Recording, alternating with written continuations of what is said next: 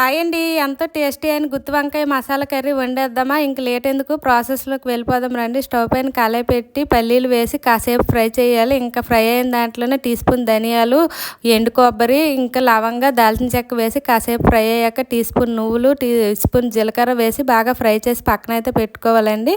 ఇంకా మసాలా కోసం onion, tomato, జీడిపప్పునైతే పక్కనైతే పెట్టుకోవాలండి.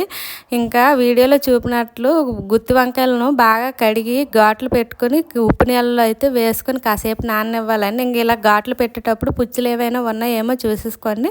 ముందుగా సిద్ధం చేసిన పల్లీలను బాగా పొడి చేసి ఇంకా అందులోనే కట్ చేసుకున్న ఆనియన్, టమాటాను వేసి అందులోనే కారం, ఉప్పు, పసుపు వేసి బాగా పేస్ట్ లాగా అయితే చేయాలండి.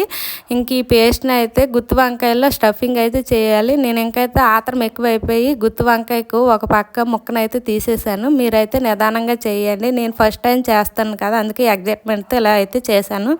ఇంక ఇవన్నీ బాగా స్టఫింగ్ చేసిన తర్వాత పక్కన అయితే పెట్టుకొని స్టవ్ పైన కళాయి పెట్టి ఆయిల్ వేసి ఆవాలు, జీలకర్ర, పచ్చిమిర్చి, కరివేపాకు వేసి బాగా ఫ్రై చేశాక ముందుగా స్టఫ్ చేసుకున్న వంకాయలు ఇందులో ఒక్కొక్కటిగా వేసుకొని బాగా కలిపి మూత పెట్టి అటు ఇటు తిరగేస్తూ బాగా మగ్గనివ్వాలి. ఇంకైతే ఇక్కడ వంకాయలన్నీ బాగా మగ్గిపోయిన తర్వాత ముందుగానే స్టఫ్ చేసుకున్న పేస్ట్ని అయితే ఇందులో వేసి బాగా కలిపి మూత పెట్టి అయితే మగ్గనివ్వాలండి. ఇంకా ఇలా మగ్గుతున్నప్పుడే అడుగు మాడిపోకుండా అయితే జాగ్రత్తగా చూసుకోవాలి. ఇంక ఈ పేస్ట్ అంతా బాగా మగ్గిపోయి ఆయిల్ పైకి తేలిన తర్వాత కూరకు సరిపడిన నీళ్ళు కూడా వేయాలి. ఇంక ఇందులోనే కొంచెం చింతపండు పులుపును కూడా వేయాలండి.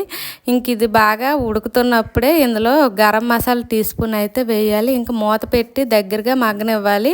మీ దగ్గర కరివేపాకు, కొత్తిమీర ఉంటే వాటితో సర్వింగ్ చేసుకుంటే ఇంకా బాగుంటుంది. నా దగ్గర అయితే కరివేపాకు ఉంది, అదే వేసాను. కొత్తిమీర అయితే లేదు, వేయలేదు. ఇంకా టేస్ట్ అయితే సూపర్గా ఉంటుంది. ఇది వరకు నేను ఒకసారి చేశాను కానీ అప్పుడైతే అసలు ఏం బాగా రాలేదు. ఇంతకీ ఈ కూర ఎలాగుందో కామెంట్